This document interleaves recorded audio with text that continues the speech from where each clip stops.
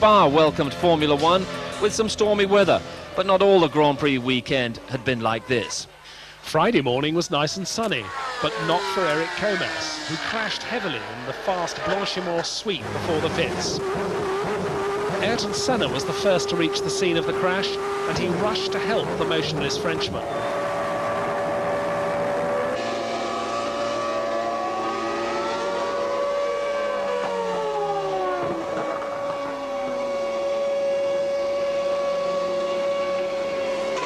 Fortunately, Comas suffered only concussion and bruising, but he would take no further part in the Belgian Grand Prix. On Saturday it was wet, and the drivers spent more time in the garages than on the track.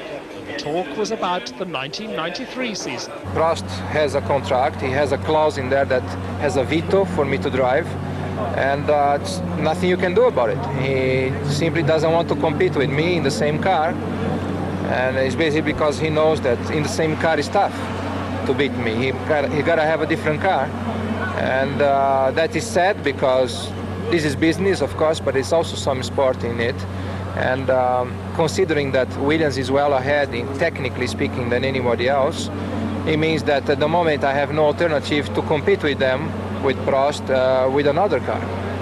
Some qualifying did take place, and not surprisingly, Mansell topped the times, over 2 seconds ahead of Senna and much more ahead of the others. The race started on a dry track, but rain was obviously threatening.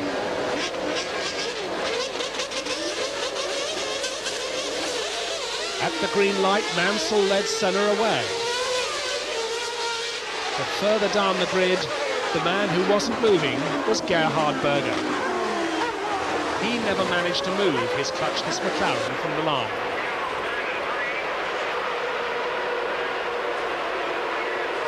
His teammate Senna, meanwhile, took an early lead and managed to keep ahead of Mansell until the end of lap 2.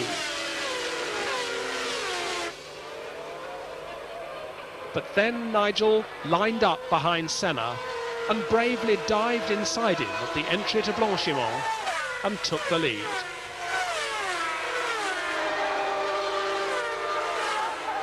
As it started to rain quite heavily, Patrese followed suit and passed Senna for second place.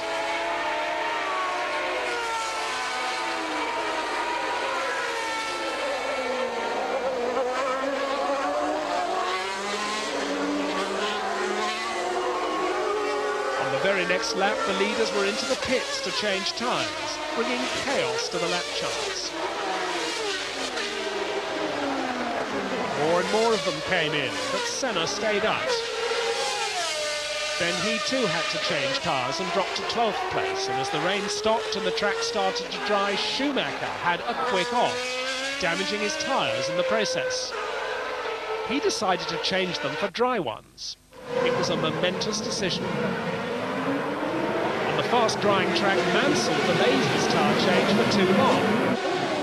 By the time he came in, Schumacher was able to run away with the lead.